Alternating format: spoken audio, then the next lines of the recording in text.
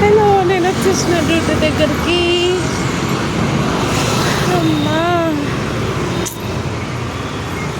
మనసు ఎంత బరువుగా ఉన్నా, ఎంత హ్యాపీగా ఉన్నా, ఎంత బాధగా ఉన్నా, ఏడుస్తున్నా, ఏం చేస్తున్నా కూడా మీతో ఎప్పుడు మాట్లాడాలి, మనసు ఎలా ఉన్నా, మూడ్ ఎలా ఉన్నా, మైండ్ ఎలా ఉన్నా, ఎప్పుడు యూట్యూబ్ ఫ్యామిలీతో మాట్లాడాలి అని ఇదే. ఓకే,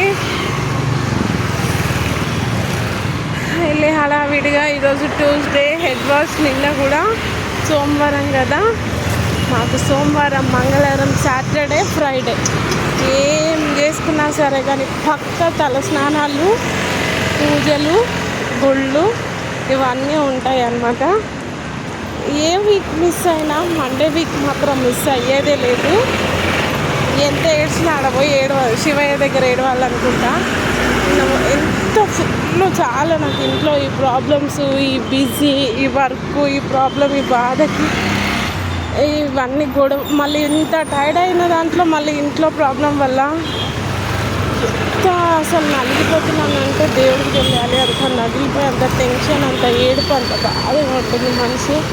గుళ్ళో కూర్చొని ఎవరి ముందు ఏడకూడదు, ఎవరికి ఏం చెప్పకూడదు, గుడికి వెళ్ళి శివయ్య ముందే ఏడవాలి అని అనుకుంటాను. కానీ అసలు ఒక్క చుక్క కళ్ళల్లో నీళ్ళు రావట్లేదు తెలుసా. వెళ్ళి గుళ్ళో కూర్చొని ఆయనని ఇట్లా అసలు ఫోటోలో చూసిన, గుళ్ళో వెళ్ళి కూర్చున్న 2 నిమిషాలు మొక్కుతున్నా, చుక్క కళ్ళకి నీళ్ళు అయితే రాలేదు.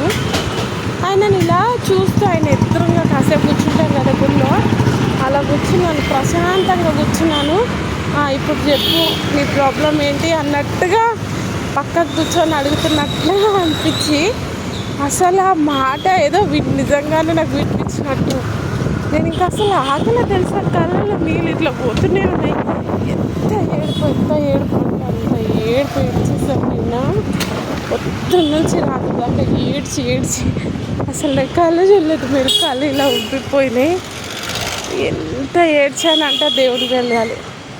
ప్రతి ఒక్కరి డ్యూటీలో మీనా ఏమైంది ఎందుకు కళ్ళు ఆటోమేటిక్ కనిపించేస్తున్నాయి. అసలు నైట్ అంతా ఏడ్చి, పొద్దుంతా ఏడ్చి, మళ్ళీ సాయంత్రం వెళ్ళేదాకా ఏడ్చి, అసలు ఆటోమేటిక్గా అర్థమైపోతుంది ఎందుకు ఏడుస్తున్నావు మీనా, ఏమైంది. నార్మల్ నేను ఏడవకుండా కళ్ళు తుడిచేసుకొని నార్మల్గా పెద్ద బిల్డప్ ఇచ్చి వర్క్ చేసేస్తున్నా. నాకు కళ్ళు మొహం చేసేసరికి అలా ఎప్పుడు నవ్వుతూ గలగలా ఉండే నువ్వు ఎందుకు బాధపడుతూ ఉంటావు, అందరి ముందు ఎప్పుడు హ్యాపీగా ఉంటావు, ఒక్కదానికి వచ్చినప్పుడు మాత్రం ఏదో బాధపడుతూనే ఉంటావు, ఎందుకు అని క్వశ్చన్స్. ప్రతి ఒక్కరికి ఏం లేదు అని చెప్పడం అయినా తప్పదు కదా. అయితే ఇంతకు నేను డ్యూటీకి వచ్చేసాను, మరి ఇంకా లోపలికి వెళ్తా. బాయ్, మళ్ళీ మాట్లాడతా. Thank you so much. నా ఛానల్ని ఫాలో చేయండి, లైక్ చేయండి, కామెంట్ చేయండి. Thank you, bye.